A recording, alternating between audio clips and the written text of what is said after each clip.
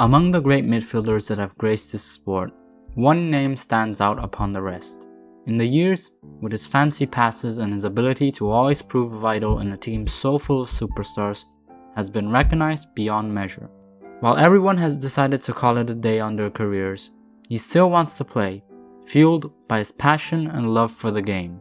He has defied the odds time and time again, from leaving his hometown, to arriving in one of the most physically demanding leagues in the world, to then go on to superstardom. His story is one of resilience and of never giving up on your dreams.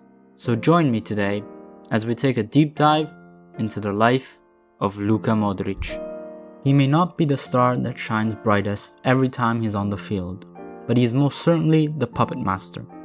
Luka Modric has gained a reputation of making other players light up with his ridiculous passes and travelas. He has become Croatia's most capped player, leading them to consecutive World Cup semi-finals and the 2023 UEFA Nations League final. They were so close to winning their first international trophy, but penalties ultimately did not go in their favor. In the words of his teammate Mateo Kovacic, "I always preferred to have him on my team. It's difficult to stop him because he's an amazing player. When we became good friends, I admired him even more. A great person and a great player." He has won the Champions League an incredible 6 times, and in 2018 received the biggest honor bestowed upon an individual player, winning the Ballon d'Or. Carlo Ancelotti has stated, "I'll continue to start Modric even after he's 40. He won't retire until he has my permission to retire." However, while I would like to sit here and tell you that Modric's talent was instantly spotted and his entrance into the global game was simple, I would be telling a lie. His rise to the top has been full of obstacles, and many times he has had to prove the people wrong. But we're getting ahead of ourselves. Let's start from the beginning. Luka Modric was born the 9th of September 1985 in Zadar, Croatia. He spent his early childhood in a town near the city, on the southern slopes of the Velebit mountain. He was the eldest child in the family and would help out as a young boy in shepherding goats. His love story with the game begins when he was just 5, kicking a ball in the garage of the house he shared with his parents and grandparents. From there, he would go on to write one of the greatest pages in footballing history. However, before that, he would have everything he ever knew flipped around, as his childhood coincided with the Croatian War of Independence.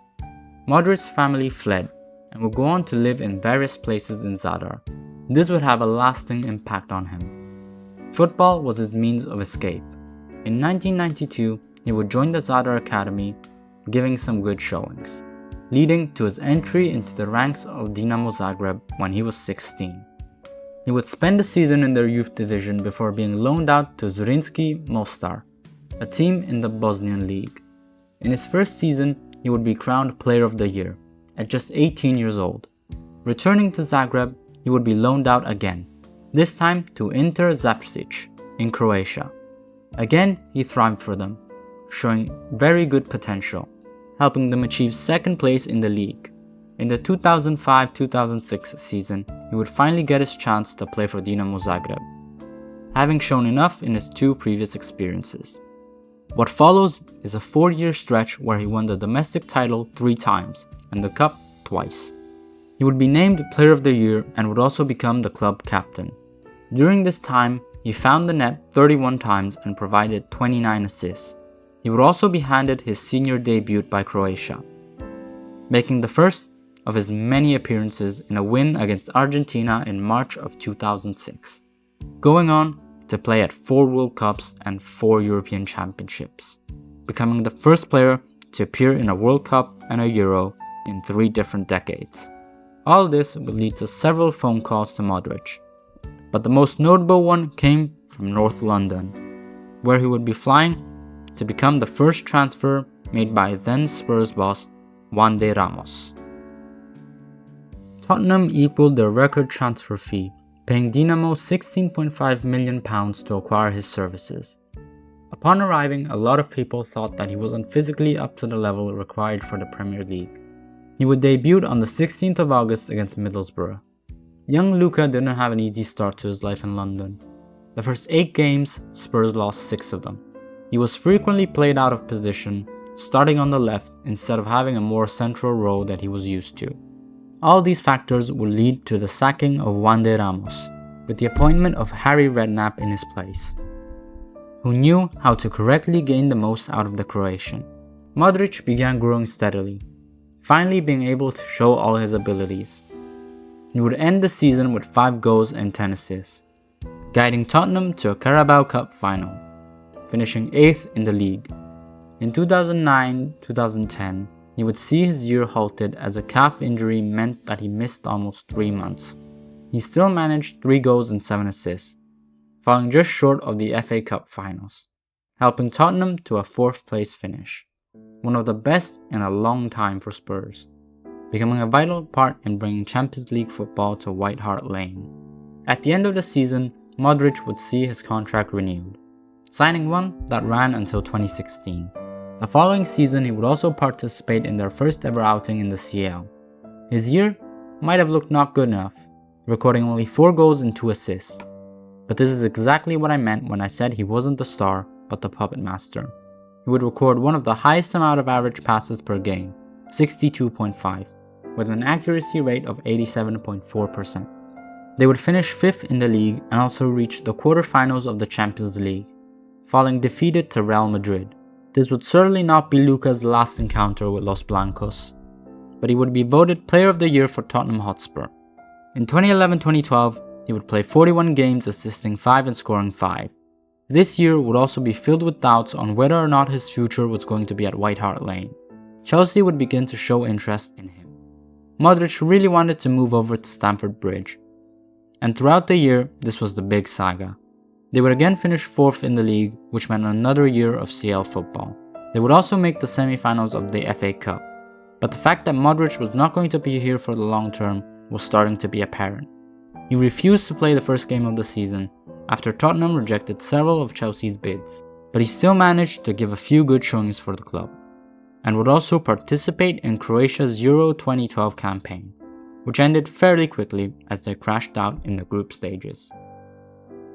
In August of 2012, it was announced that he would be leaving the Premier League after 4 years, his time here having helped build his physicality and his skills. He left thinking if they could have won more with the team they had, but he was about to go somewhere that certainly didn't have problems with trophies. He signed a 5-year deal with Real Madrid, with Los Blancos paying Tottenham $30 million for his services.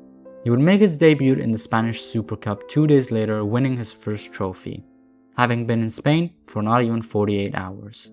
His first season at the club can be defined a failure, not playing much due to the presence of both Mesut Ozil and Xabi Alonso.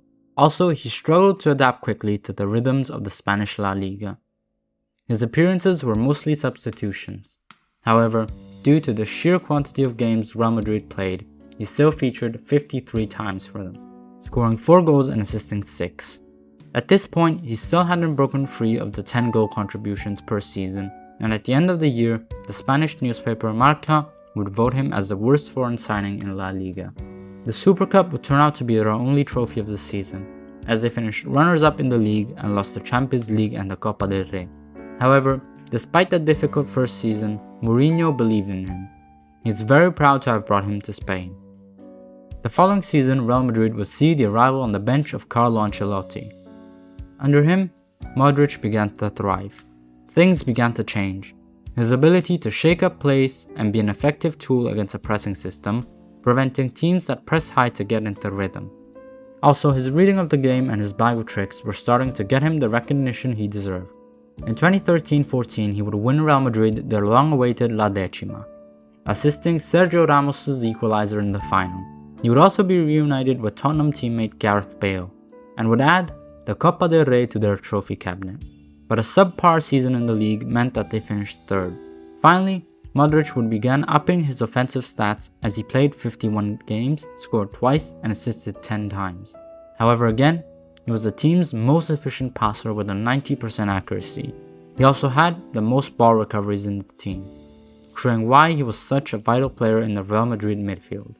He would win the Best Midfielder award in Spain that season, proving everyone wrong as he always does. In the 2014-15 season, he had a change of partnership as Xabi Alonso departed the club in favor of Toni Kroos. He would see out a challenging season as two big injuries sidelined him several months. One to his hamstring, which kept him out around 4 months, the next to his knee in late April, which ended his year.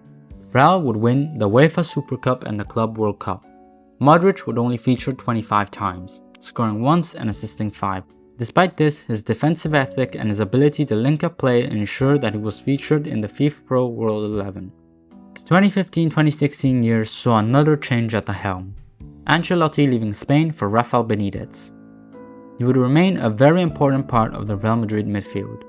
3 goals and 4 assists don't even begin telling the whole tale of his ability. In January, however, Benitez would be sacked, and Zidane would be chosen to sit down on the prestigious bench of Los Blancos. Modric's influence again kept getting recognized, not as much for his goal-scoring skills, but his ability to connect the defense and the attack were very much appreciated. Real would win the Champions League, with Modric featuring in the team of the season, winning Best Midfielder in Spain again, but the La Liga title would prove to be elusive as they failed to win it. This year he would also feature for Croatia in their Euro 2016 run. Ultimately, their tournament ended when they failed to beat Portugal, so they went home in the round of 16. But later on in the year, he would become captain of the Croatian national team, something he still is to this day. In 2016-17, Luka Modric would again prove why he was a vital part of the team, as Real won the Club World Cup, the UEFA Super Cup and the Champions League once more. He would also sign a new contract with the Spanish Giants that would keep him at the club till 2020. That same year, he would feature in his 200th game for Real, and finally, after a long wait, Modric would get his hands on the La Liga title. He became the first Croatian player to win the CL 3 times, and he took up a more defensive role, assisting 5 times and scoring 1. But, as we have come to know, when talking about a player as classy as him, stats don't matter. His skill to be 2 to 3 steps ahead of his opponents garnered him a reputation and also a comparison to another Spanish maestro of the midfields, Andres Iniesta. The following year, we would probably see one of his best seasons. He would get 8 assists and score 2 more. But the most notable event from the season actually happened after the year ended, as he wore the captain's armband and led his Croatian team to the grandest stage of them all, the World Cup final. This achievement reminded us of the beauty in the game. Modric would contribute with 2 goals and 1 assist against Nigeria, Argentina and Russia. He would win the Golden Ball despite losing the game, and he also won the respect and admiration of every person of Croatia. At a club level, he would win the Champions League again for a record 4th time, alongside the UEFA Super Cup, the Spanish Super Cup and also the Club World Cup. A fantastic season that would see him crowned the highest individual glory, winning the Ballon d'Or, the first person to win it since 2007 that isn't named Messi or Ronaldo. His ability to bring Croatia to the World Cup final recognized. During the year, he also became Real Madrid's new number 10, with James Rodriguez's departure from the club. The following season was actually statistically one of his best years, as he had 12 goal contributions. Due to Zidane's departure and the appointment of new manager Julian Lopetegui, this year was viewed as more of a transition. Real Madrid didn't win any major trophies, losing out in the Champions League and for the league title. But the following year would be a different story, proving that he was aging like fine wine, helping Real to the double, with 5 goals and 8 assists, winning the league and the Spanish Super Cup. He would also become Croatia's oldest goalscorer in the final stages of a European Championship. At this point, he still hadn't worn the captain's armband for the team, but many were already considering him a sort of silent leader. He's very quiet, preferring to rely on his ability with the ball. His capabilities to move the ball around have made him one of the best players to have in the team. I'd like to share a quote from Johan Cruyff that I think perfectly describes him. Playing football is very simple, but playing simple football is the hardest thing. For the 2020-2021 season, he would continue to show displays of mesmerizing class. During the year, Modric became only the 4th Real Madrid player to score aged 35 and above, signing also a contract extension with the team till 2022. He would play 48 games, dishing out 6 goals and 6 assists. The season would go by trophyless as Real failed to reach the CL final and came 2nd in the league. But Modric would again captain his nation in a major tournament, the Euros 2020, but they would come out defeated against Spain. He still proved to be decisive with a goal and assist in the vital game against Scotland. In the 2021-22 season, Modric wore the captain's armband for the first time. He also surpassed the 400 games for Real Madrid and played 100 games in the Champions League, winning the prestigious competition for the 5th time, and the league for the 3rd. He would put up 12 assists and 3 goals to ensure this happened. In December of that year, the 2022 World Cup was due to be played in Qatar. Croatia again came in as the underdogs, but they went unbeaten in their group and defeated Japan and Brazil in the knockouts, leading to back-to-back World Cup semi-finals. Argentina would prove to be a bit too much, as they lost 3-0, but they did win the 3rd place playoff against Morocco, a 2nd and 3rd place in the span of 4 years. Not bad. It was thought that after this very successful year there was going to be a generational change at Real Madrid, with the more experienced making way for the younger players, like Tchouaméni and Camavinga.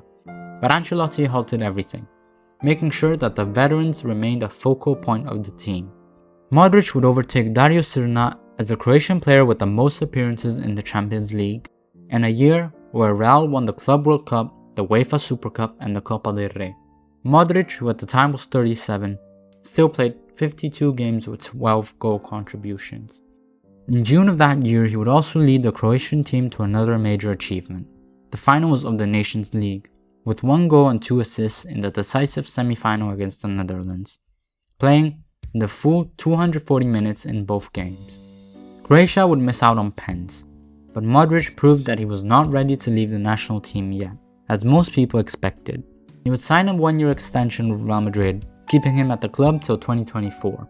In the 2023-24 season, Luka Modric would see some problems breaking into the first team due to the sheer amount of quality midfielders Real Madrid acquired, but he would still manage to keep up, as he again had 10 goal contributions throughout the season. He would win the Champions League for a record-breaking 6th time, becoming, alongside Carvajal, the only 2 players to do so. He also etched his name in Real Madrid history when he won his 26th trophy, clinching the league title. He would get called up again at the age of 38 to captain Croatia in the Euros, but the European competition seemed to be allergic to the man from Zadar, as again, he exited in the group stages. This year it was thought that he was going to announce his retirement, as he was nearing his 40s. Very few players can sustain that, but in a strange twist of fate, the player who actually hung up his boots was his wingman Toni Kroos, who at 34 said goodbye to the beautiful game. But it was well known that he was going to retire on a high, unlike Modric, who still wants to play another World Cup. Luka and I have different views on how to end our careers, Kroos said. I always wanted to end on a great moment, with my body still working well. Modric has become in a matter of years the focal point of one of the most dominant teams in football, as his career has already surpassed the length of most of the people with whom he is compared. From the shy boy that first came onto the stage in the Premier League, he has conquered the English League and then moved on to the Spanish La Liga, becoming a senior player at Real Madrid, respected and seen as the leader, still proving to be decisive in a stacked squad, capable of bending games to his will. But despite this, at the Bernabeu they have gone down the path of offering him 1-year contracts, his age scaring them off a bit, but he has become one of the club's most decorated players with 27 trophies. The most notable ones are the 4 La Ligas, 2 Copa del Reys and an incredible 6 Champions League. It seems the intention of the player is to retire at the Bernabeu. The question is, when will he retire? He doesn't seem willing to do that yet, as he wants to play in another major tournament with Croatia. With the national team, he has afforded more freedom and has become their oldest player when he was featured in a game during the Euro 2024 qualifier, also becoming the oldest goalscorer in Euro's history when he netted against Italy during the previous edition. But at the age of 39, he's still playing and oozing class, even if his minutes have been limited. But there have been times when it seemed like he was going to either leave the game or leave Real Madrid. But Los Blancos have always been very good at keeping him, first making him sign long-term contracts, then adding a 750 million release clause. Nowadays he's earning each contract extension year by year. His age is also starting to take a toll, but his passion and love for the game have kept him going. Maybe sitting on the bench a bit more than his liking. But nonetheless, when called upon, he can still turn games around for Real. He has been named Croatia's Player of the Year for 12 years in a row.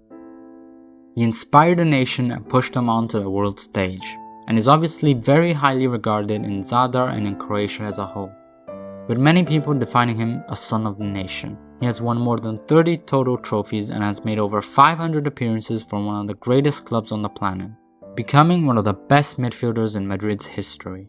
We should appreciate every touch and trick while he's still playing and celebrate his career. He has come up through countless obstacles. Countless times has he seen his rise stop, but he never gave up and pushed on. From war-torn Croatia to becoming decisive in some of the greatest stadiums in the world. Maybe I've still not taken in what I have accomplished, what I actually did. But maybe it will come to me one day. I just keep trying to be better and better.